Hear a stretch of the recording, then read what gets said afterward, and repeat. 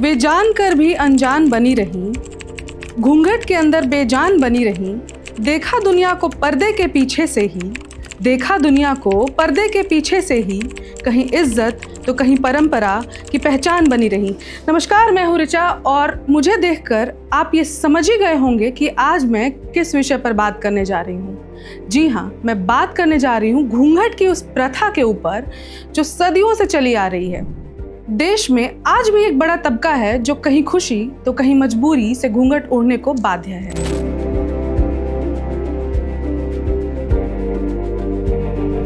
पहले ये समझते हैं कि घूंघट अचानक लाइमलाइट में आया तो आखिर क्यों।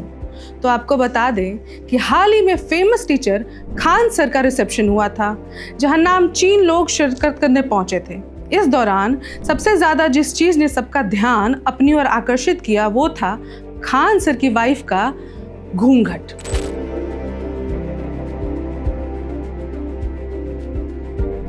इसे लेकर कई तरह की बातें होने लगी।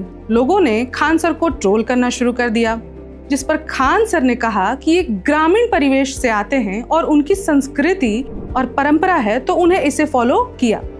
अब यहाँ सवाल यह उठता है कि क्या घूंघट प्राचीन भारतीय संस्कृति का हिस्सा था? तो आपको बता दें कि एक आर्टिकल के अनुसार भारत के प्राचीन मंदिरों में बनी देवी देवताओं या यक्ष की मूर्तियों में घूंघट कहीं नहीं दिखाई देता है। रामायण और महाभारत में भी सिर ढकने का जिक्र नहीं है, जबकि महिलाएं प्राचीन काल से ही साड़ी पहनती आ रही हैं, लेकिन वह भी चेहरा नहीं ढकती थी। अब यह सवाल सामने आता है कि आखिर भारत में कब से घूंघट का चलन शुरू हुआ। ऑन्ड्रे ट्रस्के की एक किताब में ऐसा संकेत दिया गया है कि भारत में घूंघट का चलन मध्यकाल से शुरू हुआ था, जब मुगल भारत आए थे तो पुरुषों ने अपनी महिलाओं की उनकी सुरक्षा के लिए घूंघट प्रथा शुरू कर दी थी। इसके बाद इसका और विस्तार हुआ। हालांकि 19वीं शताब्दी में कुछ महिलाएं सार्वजनिक रूप से घूंघट छोड़ने को खड़ी हो गईं, खासकर शाही और कुलीन वर्ग की महिलाएं। 1940 के दशक तक भारत के कुछ हिस्सों में घूंघट की प्रथा जारी रही थी, लेकिन यह धीरे धीरे कम होती गई। आज घूंघट की प्रथा कुछ क्षेत्रों और समुदायों तक ही सीमित है, जहां इसे एक सांस्कृतिक या धार्मिक परंपरा के रूप में देखा जाता है। खास करके वो इलाके जहां मुगलों ने काफी समय तक राज किया था, जैसे हरियाणा, राजस्थान, उत्तर प्रदेश, बिहार और कमोबेश भारत के काफी सारे ऐसे राज्य हैं जो इससे अछूते नहीं हैं।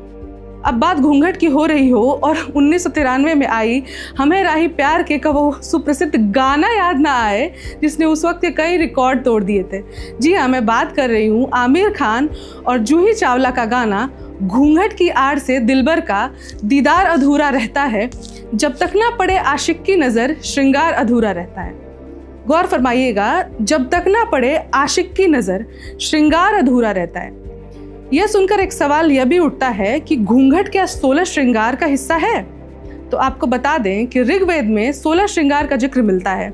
इसमें स्नान, बिंदी, सिंदूर, काजल, मेहंदी, गजरा, मांग टीका, नथिया, झुमका, मंगलसूत्र, बाजूबंद, चूड़ियां, अंगूठी, कमरबंद, बिछुआ और पायल शामिल हैं।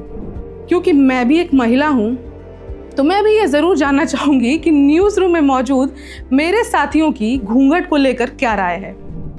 घूंघट आजकल जैसे आप देख रहे हैं कि सब मॉडर्न हो रहे हैं, तो गांव में भी लोग बहुत मॉडर्न होने की कोशिश कर रहे हैं उनके हिसाब से, बट कई जगह एज अ रिस्पेक्ट के वे में वो घूंघट अभी भी लेते हैं।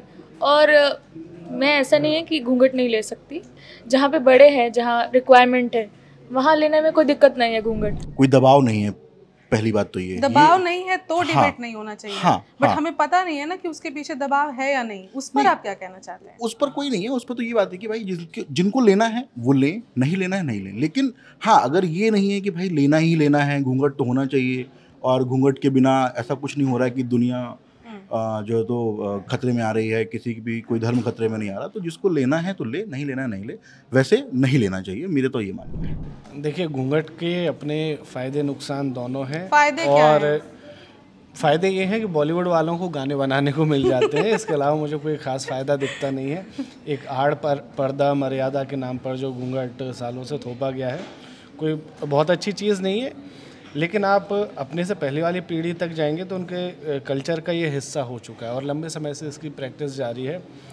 तो ये कहना कि घूंघट बहुत ही बुरा है, आप पिछली जनरेशन से पूछेंगे तो वो इसे मर्यादा से जोड़ कर रख देंगे इस जनरेशन से पूछेंगे तो वो बाधा से जोड़ कर रख देंगे मैं कि आपसे पूछूंगी नहीं, मैं आपका क्या स्टेटस? मैं राय बता रहा हूँ, उसके पीछे के तर्क भी तो सुनने ज़रूरी हैं।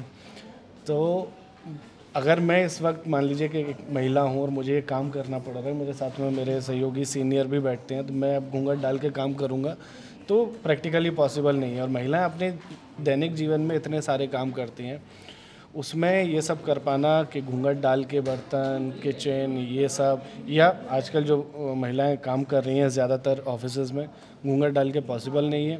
दूसरी चीज़, घूंघट हमारी सभ्यता का हिस्सा कभी था नहीं ऑफिशियली। सोशल नॉर्म का महिलाओं पे प्रेशर भी बहुत है गांव तबकों में, और उस प्रेशर की वजह से अगर वो नहीं करेंगी तो एक तरीके से उनको ऑस्ट्रसाइज या अपनी जाति से अलग कर दिया जाएगा। तो आई थिंक एज कलेक्टिवली अगर मुझे देखना चाहिए तो ये इस प्रथा को बिल्कुल ही सती की तरह बैन कर देना चाहिए।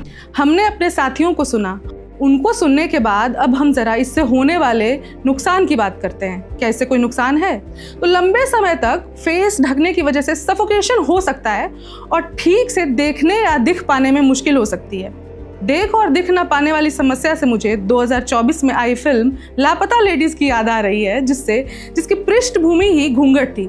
जी हाँ, फिल्म में घूंघट की वजह से ही दुल्हनें न ट्रेन देख पाती हैं, न रास्ता ही देख पाती हैं, न अपने पतियों का चेहरा देख पाती हैं और उनकी अदला बदली हो जाती है।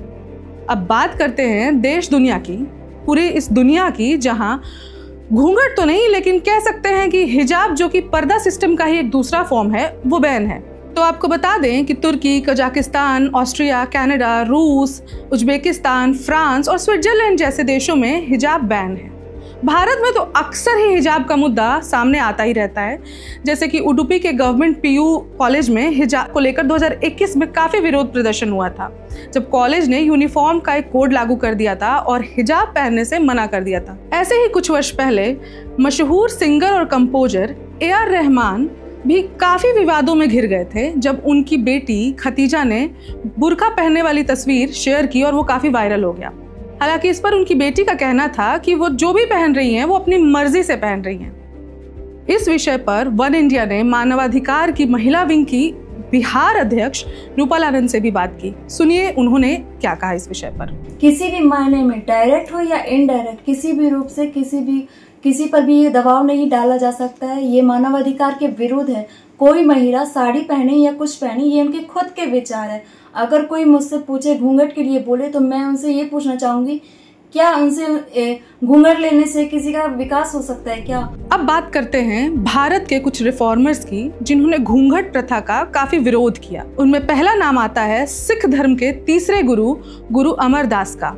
उन्होंने घूंघट को महिलाओं के लिए एक अपमानजनक प्रथा करार दिया और कहा था कि इसे अस्वीकार किया जाना चाहिए।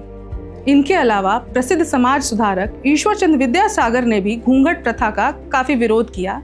देश के मिसाइल मैन व पूर्व राष्ट्रपति डॉक्टर APJ अब्दुल कलाम ने भी घूंघट का विरोध किया था और कहा था कि यह महिलाओं की स्वतंत्रता को सीमित करती है तथा सामाजिक असमानता भी पैदा कर देती है। खैर, समाज में महिलाओं के लिए कई तरह के पैमाने सेट किए जाते हैं। बात यहाँ आधी आबादी की होती है, लेकिन आधी आबादी कितनी स्वतंत्र है यह भी एक सोचने का विषय है। खैर, ऐसी ही और रिपोर्ट्स के लिए देखते रहें वन इंडिया। धन्यवाद। Subscribe to One India and never miss an update.